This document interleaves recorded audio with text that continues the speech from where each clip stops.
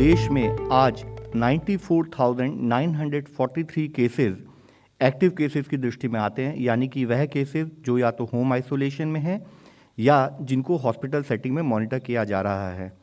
देश की Covid trajectory एक प्लेटो की शेप में अभी भी हम लोग के सामने है।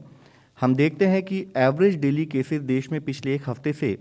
करीब 8,427 की संख्या में रिपोर्ट हो रहे हैं और ओवरऑल केस पॉजिटिविटी पिछले एक हफ्ते की नोट करें तो 0.73% ओवरऑल केस पॉजिटिविटी देश में नोट की जा रही है। अगर पिछले 24 घंटे का डेटा देखें तो पाते हैं कि देश में अराउंड 8,503 टोटल केसेस नोट किए गए हैं। और मुख्य इशू यह है कि हम देखें तो पिछले 14 दिनों से देश में 10,000 से भी कम संख्या में केस नोट किए जा रहे हैं और उसमें भी जो केसेस देश में आ रहे हैं वे लिमिटेड एरियाज में पाए जा रहे हैं, जिसमें मुख्यतः 52% से अधिक केसेस केरला स्टेट से नोट किए जा रहे हैं। अगर हम एक्टिव केसेस की एक एनालिसिस करें तो पाते हैं कि जहां 10,000 से अधिक एक्टिव केसेस देश में अभी हैं, ऐसी केवल 2 स्टेट हैं, जिसमें कि केरला जहां पर 41,000 के करीब केसेस एक्टिव केसेस की दृष्टि में है, यानी कि देश के 43% के करीब एक्टिव केसेस केरला स्टेट में पाए जा रहे हैं। साथ ही महाराष्ट्र में 10,161 केसेस हैं। Approximately 10.7% of active cases in the country are primarily in Maharashtra. इसी तरह 9 स्टेट ऐसी हैं जहां पर 1,000 से 10,000 की संख्या में एक्टिव केसेस हम देखते हैं और 25 स्टेट में एक्टिव केसेस की संख्या 1,000 से भी कम है। इसी के साथ ही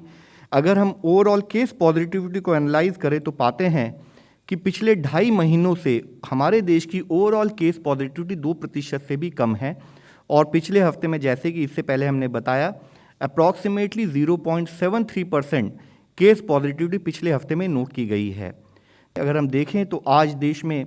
19 ऐसे ज़िले हैं जहां पर कि केस पॉजिटिविटी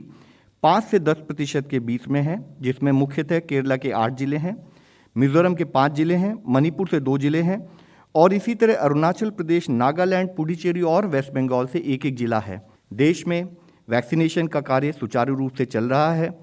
ओवरऑल देश में 80.98 करोड़ डोजेस फर्स्ट डोज के रूप में दी जा चुकी हैं, जिसके द्वारा देश की 86.2% ऑफ अडल्ट पॉपुलेशन को फर्स्ट डोज दी जा चुकी है।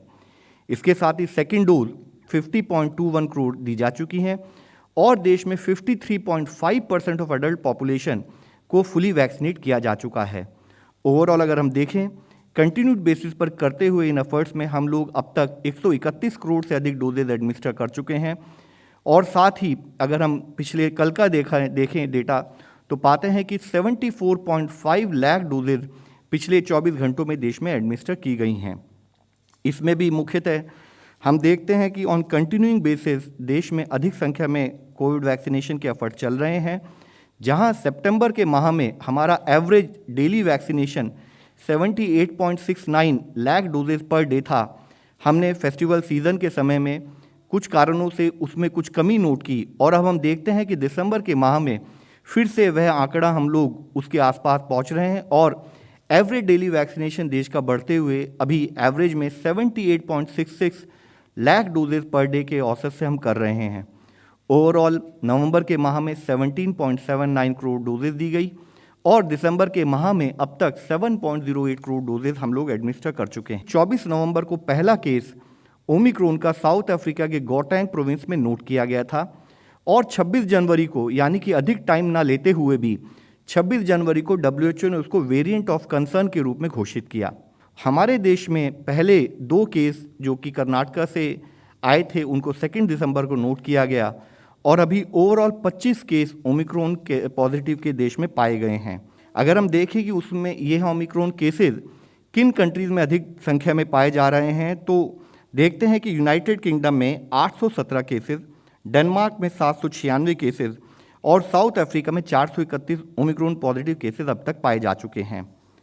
हमारे देश की अगर हम डेटा को एनालाइज करें तो हम देखते हैं कि 5 स्टेट में 25 ओमिक्रॉन केसेस आए हैं, जिसमें राजस्थान से 9 केसेस, गुजरात से 3, महाराष्ट्र के 10 केसेस, कर्नाटक का 2 केस और दिल्ली से 1 केस है। मुख्यतः विषय जो हम आप लोगों के सामने रखना चाहेंगे, अभी तक जो भी ओमिक्रॉन पॉजिटिव केसेस देश में डिटेक्ट किए गए हैं उनमें मुख्यतः माइल्ड सिम्टम्स ही पाए गए हैं। WHO ने हाईलाइट किया है कि जैसे जैसे वैक्सीनेशन का रेट बढ़ रहा है, कुछ प्रांतों में उसके साथ ही जो पब्लिक हेल्थ मेजर्स हैं, यानी कि use of mask, physical distancing and hand washing approach, इसमें कमी नोट की जा रही है, जिसमें कि मुख्यतः अगर आप ग्राफ में देखें तो अगर हम देखें कि मास्क का यूज़ ओवरऑल जो उन्होंने एनालाइज किया है 78.4% था, वह घटते घटते 71% हो गया। जब से कोविड का ओमिक्रॉन जब वेरिएंट जब से इमर्ज हुआ है, तब से कंटिन्यूड बेसिस पर ऑनरेबल यूनियन हेल्थ मिनिस्टर के लेवल पर इसकी मॉनिटरिंग की जा रही है। जैसे आप सबको पता है, पहला केस 24 नवंबर को साउथ अफ्रीका में आया था और 26 नवंबर को उसको वेरिएंट ऑफ कंसर्न के रूप में डिक्लेयर किया गया था। माननीय प्रधानमंत्री जी के लेवल पर 27 नवंबर को उसके इम्प्लीकेशन को समझते हुए फील्ड पर क्या कार्य करना है वह दिशा निर्देश दिए गए थे। माननीय हेल्थ मंत्री के लेवल पर 25 नवंबर से प्रति रोज एक रिव्यू मीटिंग की जा रही है, जिसमें कि हमारी प्रिपेयर्डनेस अगेंस्ट कोविड-19 को एक डिटेल्ड रूप से डिस्कस किया जाता है और साथ ही जो ओमिक्रॉन वेरिएंट है वह क्या चैलेंज हम लोगों के सामने थ्रो कर रहा है उसके बारे में भी डिस्कशन किया जाता है।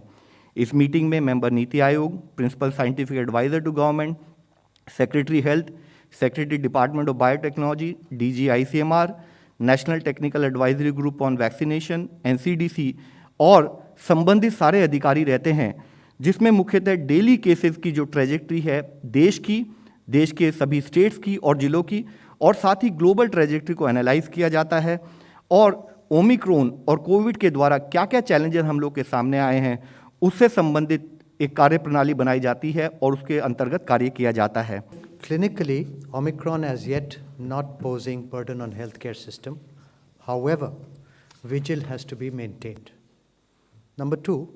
regular meetings are being organized to examine and keep a watch on the global scenario. Number three, regular meetings are being held to examine the COVID scene in India with a focus on Omicron, and care is being taken,